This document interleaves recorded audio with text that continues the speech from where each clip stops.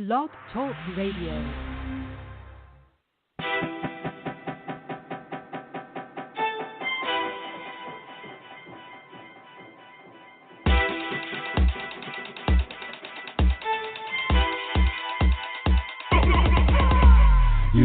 It, I got it, anytime you desire. Hustle always ain't stopping, we live with that Endie Fiya, fire. Get it straight to the point, no chaser, no false facts and no chaser. Gas we're on your way, that entertainment news, with a little bit of daily inspiration. Put it off to the side, east to the west, to everyone in this nation. Every week is a celebration, with a girl in motion and an RP4. Switching the keyboard, we are no sleepers, giving the game on all we know. So, won't you please pay attention, especially if you're really on your own trying to get it. Need an idea how to make your riches, get it from the soul, how to do it in the business. Need an interview, can't lose, if you've been better than bruised. This is exclusive for you, these are the tools. We about to bring you to school, and it before it was cool. Endie Fiya, yo, come get what you need. That's your desire, run with rich and the sea. Endie Fiya, fire. Endie Fiya, fire. Endie Fiya, yo, come get what you need. That's your desire, run with rich and the sea. Endie Fiya, fire. Endie Fiya, fire.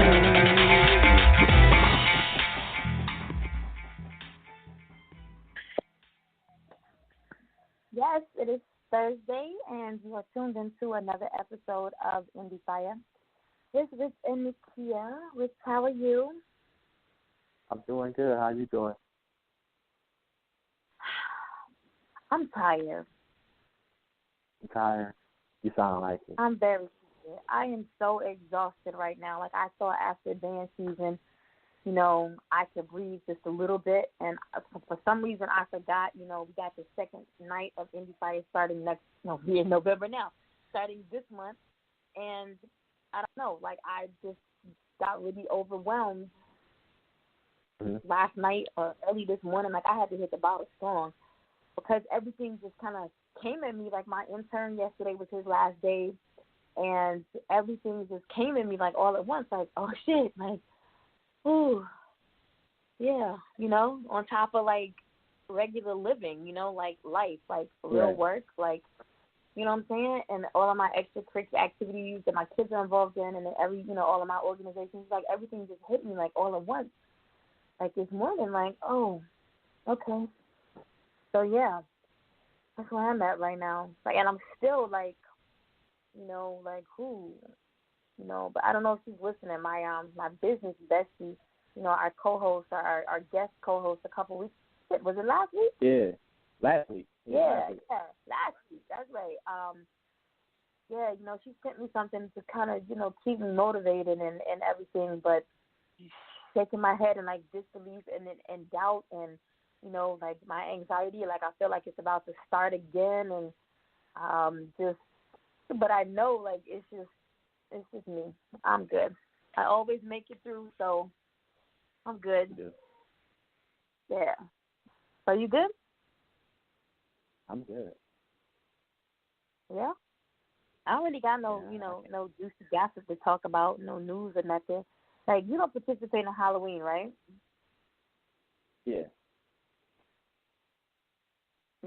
Was that yeah or no? Either way, I get it. I know. Yeah. So this is one of us. We don't participate in Halloween at all. And I think it's kind of the same for both of us. And me, it was I didn't do it as a child. My mother didn't, she wasn't down with that. Plus, I'm from a very religious family, so they're not really into that. But then, as I became a mother, I didn't feel like I was, because people how do you deprive your kids? How do you deprive somebody from something that they never know nothing about, So they only know about it from their friends or whatever. But yesterday was quite interesting. I'm glad that it's over with, and I'm tired of seeing, all the little pictures of the funny-looking kids and dogs, and, I'm glad it's over. I don't like when people be dressing their kids up as adult shit. Oh yeah. I seen a little boy dressed up as Red from Friday. Why don't you let him be a Paw Patrol dog like he asked you, Tina? Exactly. Yo, was it you that posted that earlier today? It was you, right, on IG? Probably. I'm like, yo, but that is so true because I saw this little girl who was, oh my gosh, who did her mother have her dressed as? I don't know, but everything about the outfit was just, it was not becoming of a child who looked like she was probably 4. The child probably doesn't even know. You know, I do have a friend, she dressed her daughter as, I don't think she listens to the show, but if she do, it's all good. She dressed her daughter as Black Barbie, right? The little girl had on like a 28-inch wig. I mean, the girl is only 5 years old. She had her wig almost touched her ankles. I'm like, damn, none of my Barbies look like that, but I'm glad it's over with. Man, I seen one chick dress her daughter up as Trina from the You Don't Know Nan video. Shut up. No, I'm joking. I'm playing. See, I'm they about don't to say do you it go next find year, it. though. Yeah, they probably are. They don't heard you talk about it, so yeah. I think the most celebrated celebrity this year was Cardi B. I saw a dog. Somebody had a pit bull, just like Cardi from the Finesse video. So I think she probably, everywhere you look, there was somebody, you know, some video, some point in her life within the past, you know, year. They pull pictures from everywhere on little kids, you know, the little kids doing the Offset and Cardi, grown women, you know, doing Cardi. It was, I'm tired of it. I'm glad it's over with. Yeah, we got to let kids be kids, man, for real. Like, right? I just don't like seeing kids looking too grown, you know, because like I know it's more of a parent thing when you so grown, where it's like, man, let them be a kid, man, let him be that red Power Ranger you want to be, you know what I'm saying? You know. Oh, I did have a coworker. She sent me every time her and her son take pictures. She's always sending me pictures, and she told me last week, like, I'm making Ali's his costume, like the head for his costume. And I'm like, so what is he gonna be? He said some tooth dragon fairy or tooth fairy or something, and I'm like, behold, he's a boy. What? So when she sent me the picture, I'm like, oh, okay. She told me the movie it was from. I'm like, oh, okay. I don't remember. But then she sent me the pictures today of the whole family, and I was like, damn, Marty, was you and your fiance, was y'all like trolls, and the little boy was a dragon? And she was like, no, fool. She did tell who they were and did it. I was like, you know what, that's some white people shit right there. It's like, people was looking at us in the street.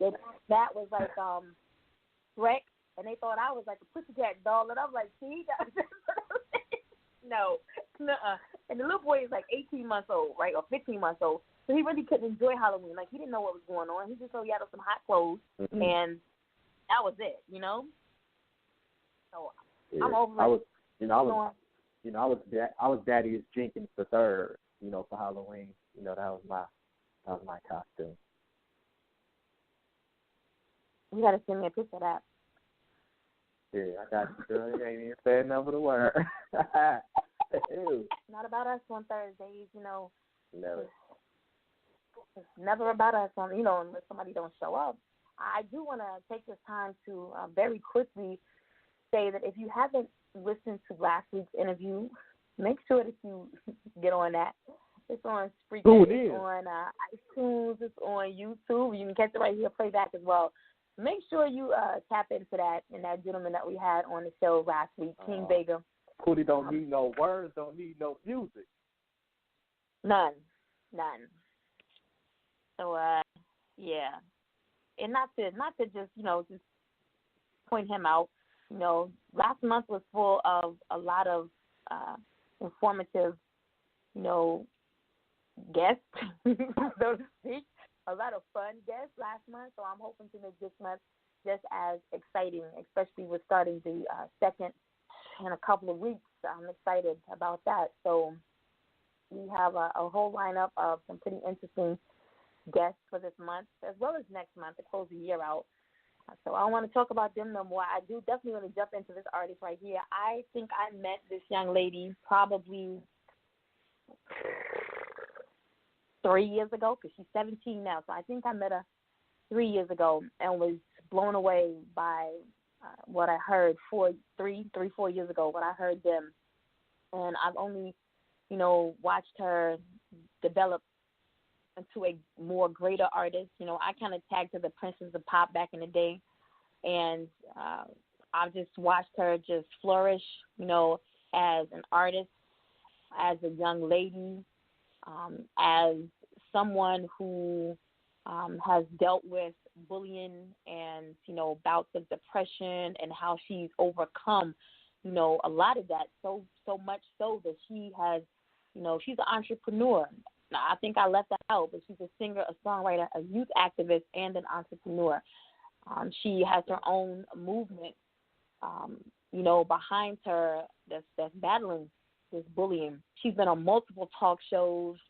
I'm talking about the real ones, radio stations, giving interviews, all about her aspirations, what she's overcame, how she can inspire and empower and motivate other, young, I want to say young women, but young people in general, as well as, the older crowd. When you see somebody or when you read about somebody who goes through depression or suicidal thoughts, or when you read about that and you see how they have overcome, and then they can influence, motivate and uplift you as a youth, that right there just speaks volumes about her. I'm speaking of none other than Za'kiyyah Whitfield. She's a singer-songwriter, like I said, youth activist, entrepreneur, and she's the next rising star coming out of Philly. She was born on Valentine's Day, 2000, and she's the youngest of her siblings to embark on a career in music. Starting as early as age 6, Za'kiyyah picked up on singing by simply hearing her mother sing songs by artists like music Soulchild, coupled that with inspirations by Whitney Houston, Mary J. Blige, and Chris Brown. That was all Za'kiyyah needed before she began displaying her love for music and the arts. Her high school years consisted of performances at, and I don't even want to go through this because there's been so many performances, but she was on the Summer Fling Anti-Bullying Tour back in 2015. She's also been an opening act for the famous Universoul Circus. MEMA, Minds Emporwering Anti-Bullying, is a foundation that was started by Za'kiyyah, which followed her very own person of being bullied for being Muslim, in which Za'kiyyah is very passionate about. She also received a citation from the city of Philly because of this. Za'kiyyah is more than a singer, songwriter, and youth activist, and she's also found time to start her own cosmetic line, Pretty Girls and Company, and Pretty Girls Lipstick. Endie Fiya listener, audience, fans, followers, and foes, I present to you our guest today, the Princess of Pop, Za'kiyyah. Hi. Hey, girl. How are you? I'm good. I'm good. Where's your mother? My mother's upstairs. She All worked right. today. Okay. All right. Okay. I was waiting for her to just jump in like, hey, sis. But I'm so glad that you can join her. She's tired. She worked today. I'm going to hit her up later. Before we just, jump into the interview part, I want you to just backtrack just a little bit, because on the show we have, and I'm sure Rich explained to you like the format, but we don't really have no format, we just be all over the place. But we have most of our artists, our guests have a platform that they are very passionate about. I want you to talk about the MEMA movement, what it stands for, what it means to you, how you started it. I mean, I read, the reason behind it, but, how did you start it? Because I'm sure there are other youth that may listen to the show, may inquire, how can I've been through this, and I want to do something like this, or, I have a group of friends and we feel like we could do something like this. So how did this all come about? It all started, I would say, like maybe going on like 3-4 years ago. And at first it was me being bullied, but then it took me a while to like get comfortable and out my shell to start talking about what I went through, because not everybody gets comfortable as fast as I did to talk about it. And one day I was just sitting with my mom, and then we were just talking about a movement. So we was just coming up with random names and stuff, and then my mom said MEMA. So then we started thinking of what MEMA was going to stand for, which MEMA stands for music